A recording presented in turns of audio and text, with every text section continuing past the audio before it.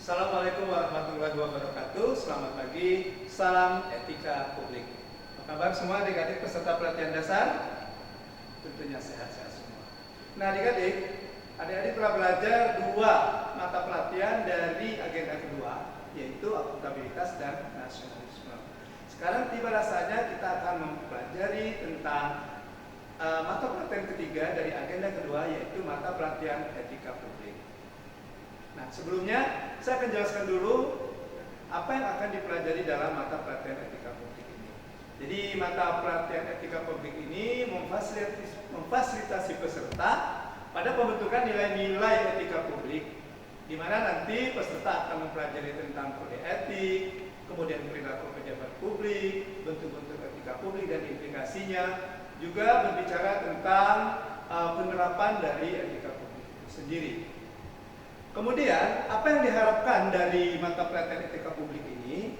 Jadi setelah mengikuti pembelajaran ini, diharapkan nanti adik-adik peserta pelatihan dasar bisa mengaktualisasikan nilai-nilai dasar etika publik dalam pelaksanaan tugasnya sehari-hari. Itu yang diharapkan. Nah, hasil belajar ini itu terdiri dari beberapa indikator. Yang pertama, diharapkan nanti adik-adik sebagai peserta pelatihan dasar bisa menjelaskan kode etik dan kode perilaku pejabat publik. Yang pertama. Kemudian yang kedua, adik-adik nanti bisa menjelaskan bentuk-bentuk kode etik dan implikasinya. Kemudian yang ketiga, diharapkan nanti adik-adik bisa menganalisis ilustrasi penerapan nilai-nilai dasar etika publik. Dan yang terakhir, yang keempat, indikator yang keempat adalah diharapkan nanti adik-adik bisa menganalisis kasus nilai-nilai etika publik. Ya, nanti dalam tayangan akan ada beberapa kasus diambil dari modul dan silakan nanti adik-adik untuk menganalisisnya. Nah, untuk mencapai hasil belajar dan indikator seperti yang saya sebutkan tadi, maka ada 4 materi pokok yang akan kita bahas dalam pembelajaran mata pelatihan etika publik ini. Yang pertama, itu kode etik dan perilaku pejabat publik. Nanti adik-adik akan melihat tayangan, kira-kira apa sih yang dimaksud dengan kode etik dan sebagainya. Kemudian yang kedua, bentuk-bentuk kode etik dan implikasinya. Ya, di situ nanti akan ada tugas, kira-kira adik-adik diminta untuk mengamati di lingkungan kerja, kira-kira nilai-nilai etika publik apa yang adik-adik rasakan, yang sudah adik-adik terapkan di lingkungan kerjanya. Kemudian yang ketiga, ilustrasi penerapan etika publik. Ya, ilustrasi penerapan etika publik. Nanti akan kita kirimkan video pembelajaran, ya, bagaimana atau contoh dari penerapan etika publik oleh seorang ASN. Dan yang terakhir, materi yang terakhir adalah studi kasus etika publik. Seperti yang saya katakan tadi, adik-adik kan sudah dibekali modul. Nah, di modul itu ada beberapa kasus. Nanti silakan kasus itu dianalisis dengan menggunakan rambu-rambu atau dengan menggunakan rambu-rambu yang diberikan oleh kami sebagai suara pengampu dari mata pelatihan etika publik. Oke adik-adik, sudah siap untuk belajar? Baik, silakan saksikan tayangan berikut ini. Selamat menyaksikan.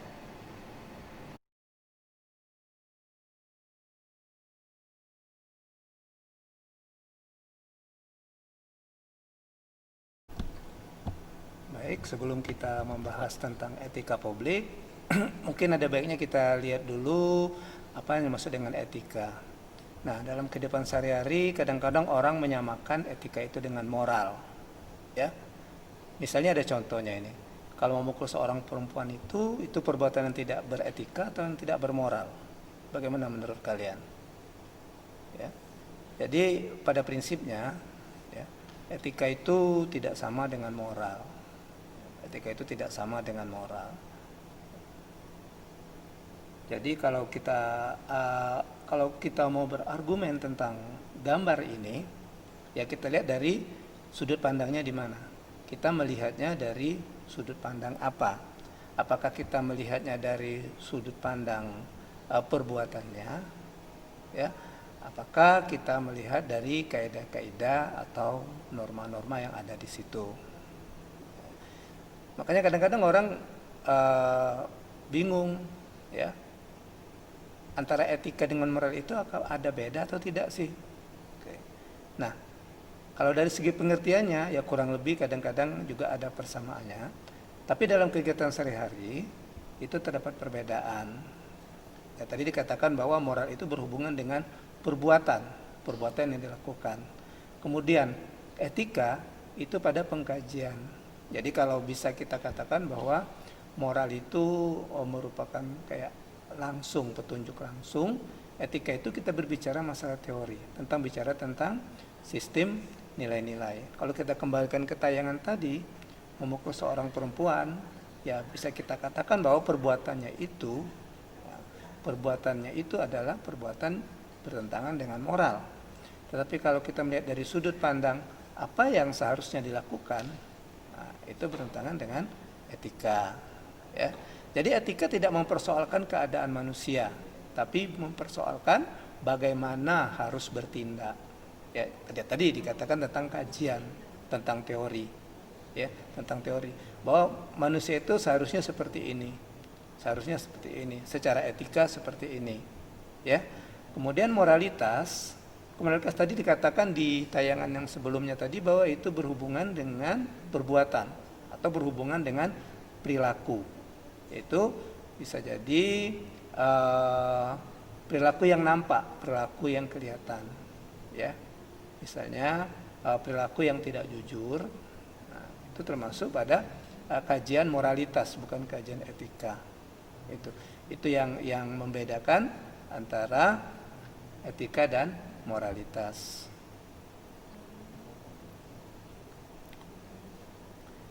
Ya. Akan tetapi kalau kita lebih perdalam lagi pengertiannya, maka keduanya ini, etika dan moralitas, itu berbicara tentang sistem tata nilai. Jadi bagaimana seseorang itu ya harus berbuat, how to be good, how to be bad, ya. Sehingga nanti kalau itu terus diterapkan, maka dia akan menjadi perilaku yang konstan dan akan berulang, ya, dalam kurun waktu yang sama, dari waktu ke waktu. Nah, kalau dia akan terus berulang, terus akan diulang lagi, ya, di waktu yang berbeda, maka dia akan menjadi suatu kebiasaan, Jadi pada prinsipnya etika dan moral itu berbicara tentang sistem nilai-nilai. Nah, ada beberapa pengertian dari etika. Seperti yang dikatakan oleh Winrich dan Kuhns, yang mengatakan etika is the discipline dealing with what is good and bad, and moral with moral duty and obligation. Jadi etika itu merupakan disiplin. Tadi kajian yang berbicara tentang what is good and what is bad, apa yang baik dan apa yang buruk. Ya, juga kajian berhubungan dengan tugas-tugas dan kewajiban-kewajiban moralitas. Tadi katakan bahwa moral itu berhubungan dengan perbuatan, ya. Jadi disiplin di sini maksudnya ilmu kajian, ya. Itu pengertian etika yang dikemukakan oleh dua orang ini. Nah, itu ada orang dikemukakan pada tahun 2000, bukunya 2005, itu ada di halaman 46. Ada juga pengertian yang lain tentang etika, ini diambil dari buku Collins Coville, yang mengatakan bahwa etika itu an idea or moral belief that influences the behavior, attitude, and philosophy of life. Ya, jadi etika itu merupakan idea, gagasan. Kemudian kepercayaan moral belief, di mana keduanya itu influences, mempengaruhi. Apa yang dipengaruhinya bisa behavior atau attitude, bahkan philosophy of life, pandangan hidup, falsafah hidup, ya, dari sekelompok atau sekumpulan orang. Jadi misalnya dalam suatu masyarakat dia punya kepercayaan moral bahwa ini yang tadi dikatakan etika tadi, good and bad-nya tadi. Oh, kalau kita misalnya kalau ketemu orang tua, kita harus perilakunya seperti ini loh. Kita tidak berbicara kasar dan sebagainya, itu contoh. Itu berhubungan dengan etika. Jadi etika dipandang sebagai karakter atau etos individu dalam kelompok. Tadi kan di definisi tadi kan ada group of people, makanya dia di kelompok. Nah, di Indonesia Etika ini tidak hanya terkandung dalam ajaran agama dan ketentuan hukum, tetapi juga ada dalam social decorum. Jadi maksudnya gini, kalau bicara tentang agama dan ketentuan hukum itu ada dokumentasinya, ada arsipnya, ya kayak kitab atau apa. Tapi dia bisa juga masuk ke dalam social decorum, ya baik berupa adat istiadat, nilai luhur sosial budaya maupun nilai luhur yang terkandung dalam ajaran Pancasila. Jadi social decorum ini merupakan kesepakatan bersama yang dianut oleh sekelompok masyarakat. Ya, bisa jadi di masyarakat ini bahwa ini melanggar etika, di masyarakat yang satunya lagi tidak seperti itu, ya dianggap hal yang lumrah. Nah, kita bicara tentang social decorum, nilai-nilai tadi, maka nilai merupakan keyakinan atau mengenai cara bertingkah laku dan tujuan akhir yang diinginkan. Ya, jadi nilai itu berhubungan dengan keyakinan. Keyakinan apa? Cara bertingkah laku, bahwa saya seharusnya bertingkah laku seperti ini. Sedangkan norma itu suatu nilai yang mengatur dan memberikan pedoman atau patokan. Ya, jadi norma itu bisa terarsip, ya ada dokumennya, tapi nilai itu merupakan keyakinan yang ada dalam diri individu itu. Jadi norma itu nilai yang mengatur dan memberikan pedoman atau patokan tertentu bagi setiap orang, ya, itu norma. Bagaimana dia berperilaku, ya bagaimana dia bersikap. Nah, hubungannya dengan etika publik. Jadi kalau etika publik, kalau tadi etika dan moral secara umum, jadi etika publik itu refleksi tentang standar norma, ya. Jadi kita berbicara tentang etika publik, kita berbicara tentang standar. Standar apa? Standar norma. Apa sih yang dibahas dalam standar itu? Yaitu tadi menentukan baik buruk atau benar salah atau perilaku atau tindakan, di mana itu mengarah kepada kebijakan publik. Tujuannya untuk apa? Yaitu tadi dalam rangka menjalankan tanggung jawab pelayan publik. Ya, kita sebagai ASN kan fungsinya kan ada 3. Salah satunya adalah sebagai pelayan publik. Di mana dalam melayani publik maka kita perlu adanya standar atau norma. Nah, fokusnya ada 3, yaitu pelayanan publik yang berkualitas. Dengan adanya etika ini maka akan ada pelayanan publik yang berkualitas. Kemudian sisi dimensi reflektifnya, jadi etika publik berfungsi sebagai bantuan, ya, dalam memberikan pelayanan publik. Nah, nilai-nilai etika publik. Jadi nilai-nilai etika publik itu merupakan nilai-nilai etika yang disepakati bersama sebagai pola perilaku yang dikenal sebagai kode etik. Nah, nilai-nilai etika publik ini itu terdokumentasi dalam suatu dokumen yang disebut dengan kode etik. Kenapa sampai timbulnya kode etik ini? Yaitu tadi, kode etik kan mengatur norma perilaku, ya, dari sekelompok orang atau kelompok organisasi tertentu. Maka dengan dirumuskannya kode etik ini diharapkan, ya, dapat mencegah terhadap kemungkinan perilaku yang tidak santun dan juga demi kepentingan organisasi. Jadi dengan adanya kode etik ini merupakan pencegahan terhadap perilaku yang tidak santun. Dari kalau kode etik ASN artinya perilaku yang tidak santun dari ASN itu sendiri. Ya, itu kode etik. Sekarang apa sih yang dimaksud dengan kode etik? Ya. Nah, apa yang dimaksud dengan kode etik? Nah, di sini ada yang di garis merah. Jadi ada dua poin yang bisa kita ambil di sini, yaitu ada kata rumusan eksplisit, juga ada hasil kesepakatan. Intinya di situ.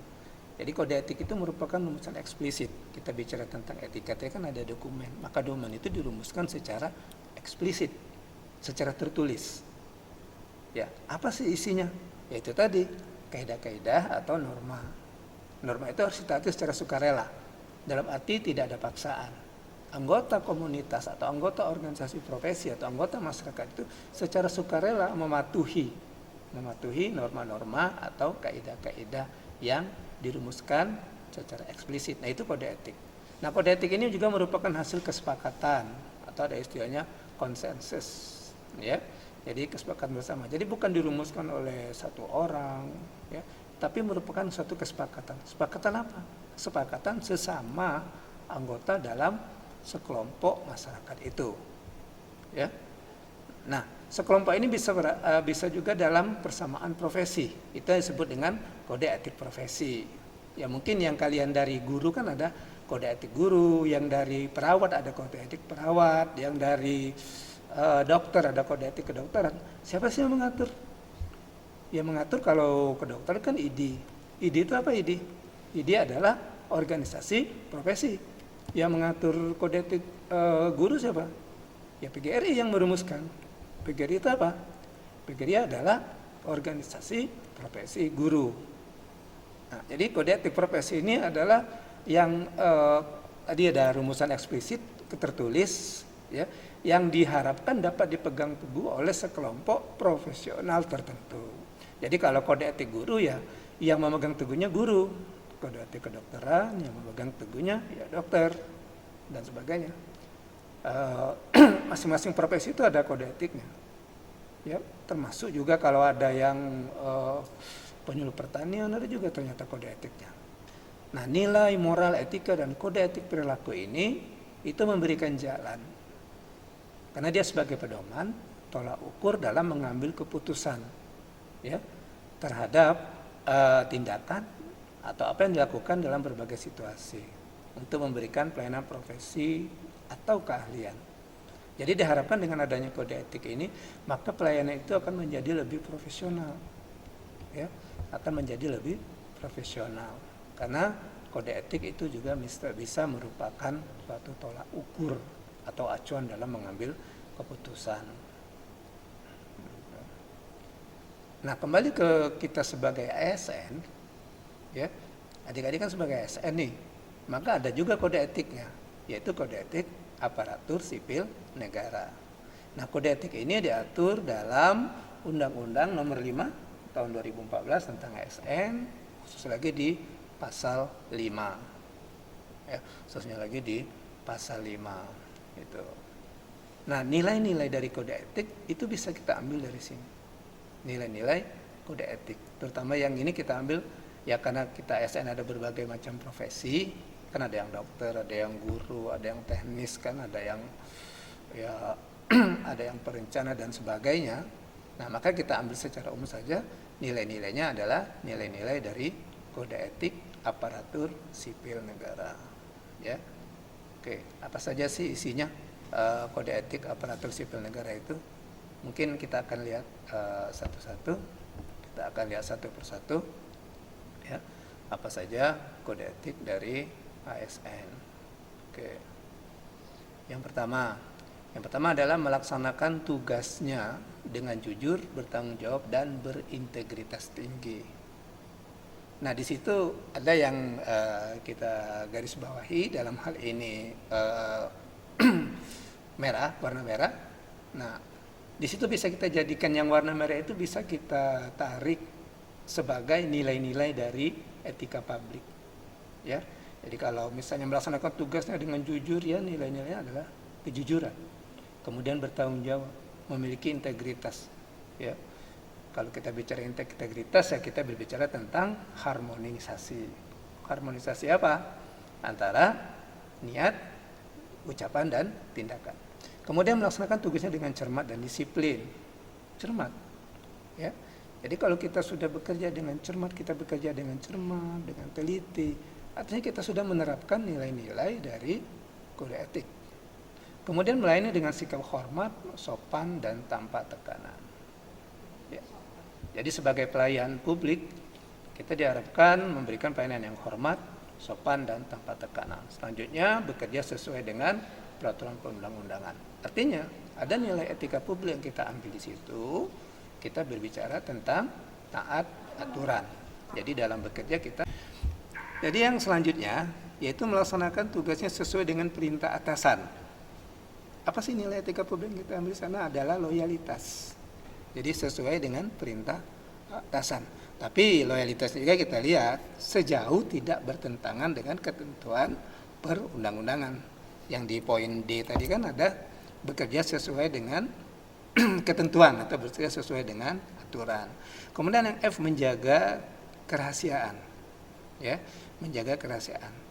Jadi menjaga kerahasiaan yang menyangkut kebijakan negara. Jadi menjaga rahasia juga termasuk dalam nilai-nilai dari etika publik. Kalau kita ambil dari kode etik ASN ini. Kemudian menggunakan kekayaan dan barang milik negara secara bertanggung jawab, efektif, dan efisien.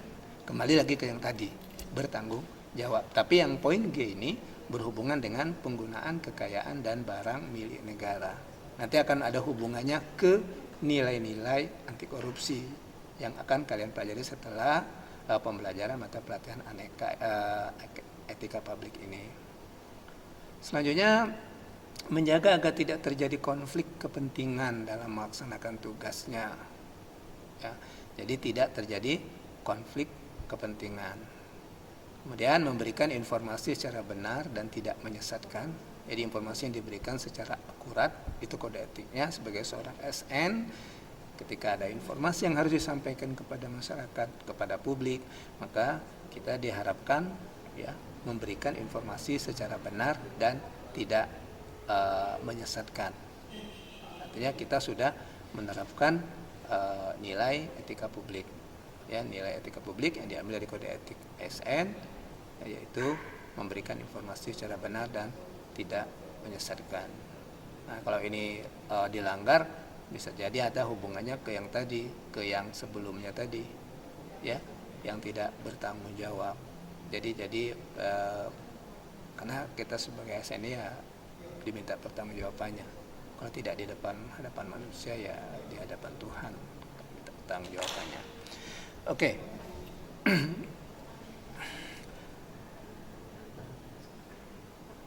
Selanjutnya masih ada lagi kode etik ASN yang bisa kita ambil sebagai nilai-nilai dasar etika publik, yaitu tidak menyalahgunakan informasi intranegara, ya, tugas, status, kekuasaan.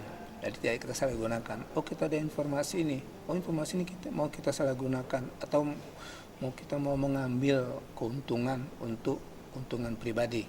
Nah, itu sudah pelanggaran terhadap kode etik ASN. Kemudian memegang teguh nilai-nilai dasar ASN. Apa sih nilai-nilai dasar ASN? Ya, untuk lengkapnya bisa dilihat di modul. Ada di modul itu nilai-nilai dasar ASN. Kemudian dan selalu menjaga reputasi dan integritas. Kembali kepada integritas tadi, ya. Kalau kita bicara integritas tadi ada kesesuaian tadi. Jadi bukan hanya NATO, no action talk only, atau bukan omdo, bukan omong doang, tapi memang diterapkan. Kemudian yang terakhir dari etika publik, kode etik ini adalah melaksanakan peraturan perundang-undangan yang berlaku. Implikasinya apa? Implikasi kode etik ini dalam pelayanan publik. Jadi kode etik mencoba merumuskan nilai-nilai etis luhur dalam bidang tertentu. Ya, kalau kita dengan bahasa lainnya dalam profesi tertentu tadi, seperti yang saya katakan di awal tadi kan. Jadi merumuskan nilai etis kalau dia misalnya guru, nilai etis keguruan, ya, dokter, kedokteran, ya. Kemudian kode etik merupakan pedoman bertindak yang bersifatnya eksplisit. Tadi di rumusan kode etik tadi kan ada kata eksplisit, ya, jangan sampai keliru loh. Eksplisit beda sama implisit. Jadi kalau kita implisit itu secara tersirat, kalau eksplisit tersurat. Artinya apa? Ada dokumentasinya di situ. Kemudian pelaksanaan kode etik dalam perilaku nyata tergantung pada niat baik. Jadi kembali ini dirumuskan, ya, kita tergantung kepada niat baik kita. Kita mau mematuhi kode etik ini atau tidak. Nah, penerapan kode etik nanti di modul ada. Di modul kalian itu ada kasus, kalau tidak salah ada 11 kasus. Coba nanti kalian dicoba inventaris kira-kira dari 11 kasus itu per kasus, ya, nilai-nilai etika apa yang sejalan dan nilai-nilai apa yang tidak sejalan dengan kode etik ASN. Ya, yang sejalan nanti bisa kalian praktekkan pada saat aktualisasi. Yang tidak sejalan itu hindari ketika kalian melakukan aktualisasi nanti. Dan juga nanti di awal tadi saya katakan bahwa nilai-nilai ini diterapkan bukan hanya pada pelaksanaan aktualisasi yang 30 hari ke depan, tapi juga pada selama kalian menjadi PNS. Ya, demikian penjelasan tayangan kita untuk etika publik hari ini. Terima kasih.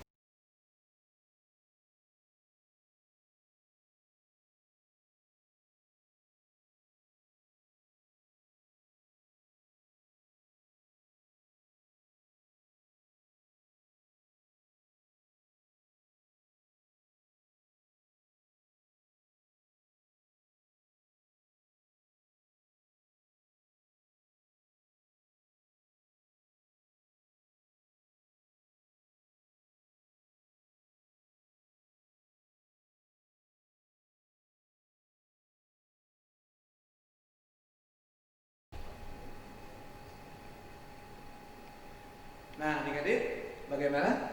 Sudah disaksikan tayangan tadi dan saya yakin bahwa ada beberapa dari kalian sudah bisa menangkap nilai-nilai dari etika publik yang dipaparkan di tayangan tadi, dan bahkan saya yakin juga ada beberapa yang sudah mulai mengerjakan tugas-tugas yang diberikan seperti dalam tayangan tadi.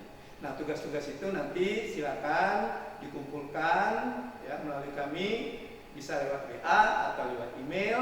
Kemudian nanti untuk pembahasan, kalau adik-adik ada pertanyaan, ada kira-kira yang mau didiskusikan, nanti kita akan ketemu dalam live chat di Zoom meeting. Oke adik-adik, baik, demikian ya video singkat tentang mata pelajaran etika publik.